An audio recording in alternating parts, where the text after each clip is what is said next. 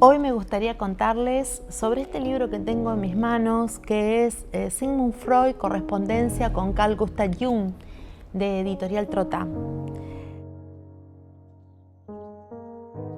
Fue tan intensa la relación entre Freud y Jung que todavía estamos hablando de esa relación. Entre Freud y Jung se generaron un montón de ideas, de investigaciones científicas, de profundizaciones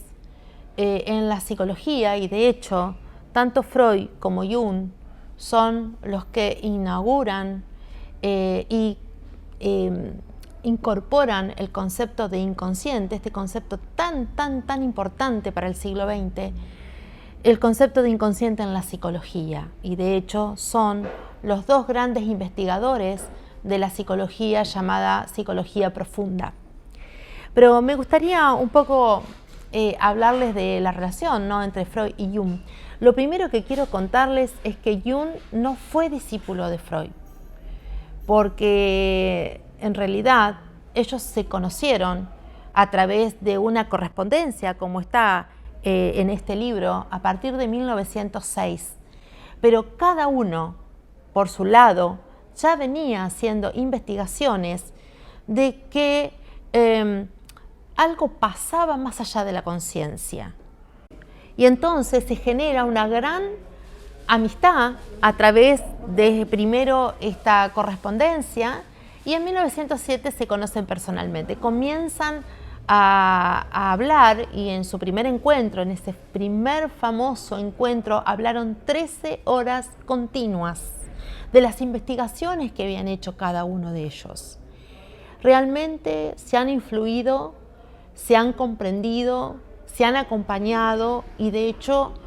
tanto Freud como Jung llevan el psicoanálisis. No fueron los únicos, viajaron con un grupo de gente, de personas, de compañeros, pero viajaron a Estados Unidos llevando el psicoanálisis, y también para expandir el psicoanálisis a todo el mundo, no solamente a Europa, sino al continente americano. Esa relación tan profunda e inclusive de amistad entre las familias, entre las esposas y entre los hijos, tanto de Freud como de Jung, llega lamentablemente a su final, porque cada uno necesitaba seguir investigando en sus corrientes, en sus formas de pensar, en sus maneras de ver el mundo, en su manera de ver al paciente, o también a lo que cómo pensaban el inconsciente y las producciones que el inconsciente nos daba. Freud lo hacía a través de su consultorio privado, de su consulta diaria, a través de las famosas histéricas, es decir, se llamaba histéricas a estas mujeres, estas primeras mujeres que tenían problemas nerviosos, y por eso se relacionaba los nervios con la histeria, con el histerum, con el útero, por eso se llamaron histéricas. Y Jung lo hacía a través de sus pacientes en el psiquiátrico de Burgosli, y la atención ahí. Apenas Jung es tomado, es decir, como psiquiatra por Bleuler en la clínica psiquiátrica de Burgosli, comienza inmediatamente a atender pacientes y a darse cuenta que algo más allá de la conciencia estaba pasando. Había olvidos, había lapsus, pero también había fantasías que aparecían y desaparecían, actuaciones, sueños, formas de ser. Y comienza a hacer una investigación a través de la asociación de palabras con un galvanómetro, es decir, con un sensor que medía las sensaciones, las emociones, la transpiración, el latido del corazón, y comienza a darse cuenta a través de este test de asociación de palabras que había palabras que tenían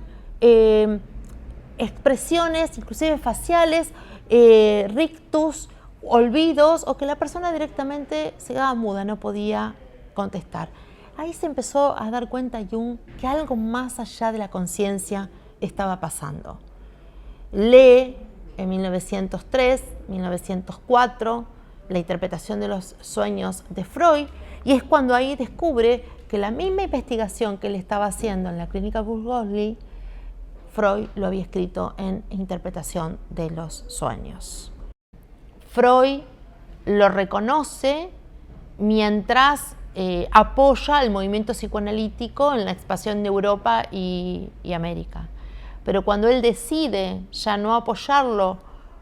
porque él quería seguir sus investigaciones, es decir, Jung quería seguir sus investigaciones,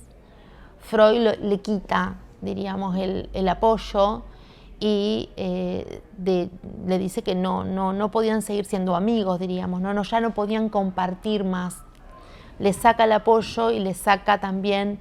la confianza de alguna manera, ¿no? Que esto ha tenido una consecuencia bastante considerable en el ánimo de Jung, porque Jung se deprime, entra en una tristeza muy profunda en el corte, digamos, de amistad y de relaciones con Freud. Realmente Jung no solamente siente la pérdida de la relación de un gran investigador, sino de un amigo, ¿no?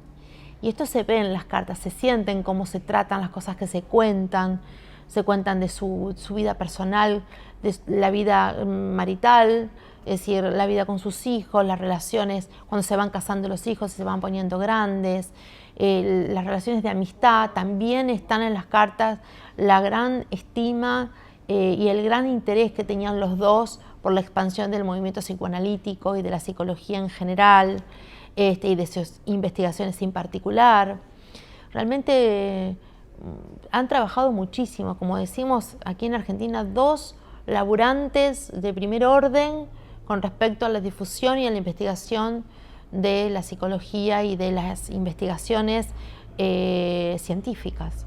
Y lamentablemente en sus relaciones han dejado de ser amigos, pero cada uno ha seguido sus derroteros científicos y tenemos dos pensadores que modificaron el siglo XX, modificaron la concepción del individuo, modificaron la concepción de ver tanto la salud como la enfermedad y, por supuesto, los tratamientos. Realmente tenemos dos pensadores muy grandes, al cual sí o sí para conocer a Jung hay que leer Freud, porque están relacionados. Y justamente esto también, no quiero olvidarme de esto, Jung y Freud en sus concepciones ni siquiera son opuestos, en sus concepciones son diferentes. No se puede relacionar una cosa con la otra, mucho más cuando Jung comienza a hacer toda una investigación en religiones comparadas, en sus estudios de la alquimia, o sus estudios de Paracelso, o de la filosofía hermética. Pero sí o sí en sus comienzos, inclusive en los estudios psiquiátricos, hay que conocer a Freud para poder leer a Jung, y también es muy interesante poder leer a Jung a aquellos que siguen y les gusta la práctica de Freud, ¿no? Creo que son dos grandes pensadores que no podemos perder de estudiar, de conocer y de profundizar, y que no son ni siquiera opuestos, simplemente complementarios, y creo que se alimentan también. El concepto de libido fue el gran corte, porque Freud pensaba que la libido era solamente genital y sexual, y Jung pensaba que no, que eso era un 10, un 20%, para ponerle un número, a lo que se dedicaba la libido en realidad. El 80% restante tiene que ver con aprender a vivir, con desarrollar la psique, la psicología del propio individuo, el yo,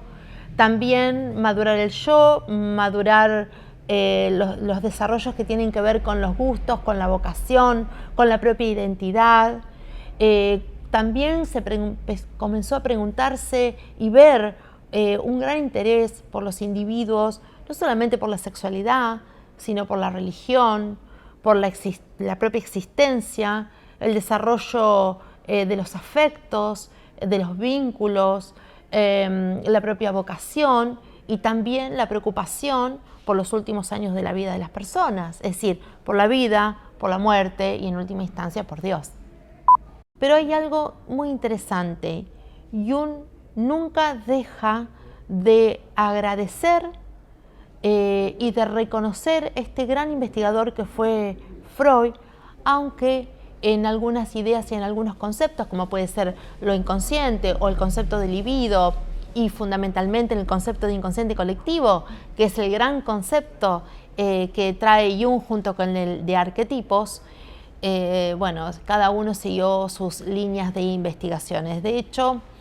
también cuando Jung se entera de la muerte de Freud, lo lamenta muchísimo y siempre ha reconocido el gran valor de sus aportes en la investigación de la psicología del individuo, del inconsciente y de todos los aportes científicos. Hoy hablamos de Freud y de Jung, pero tengo mucho más para contarles de Jung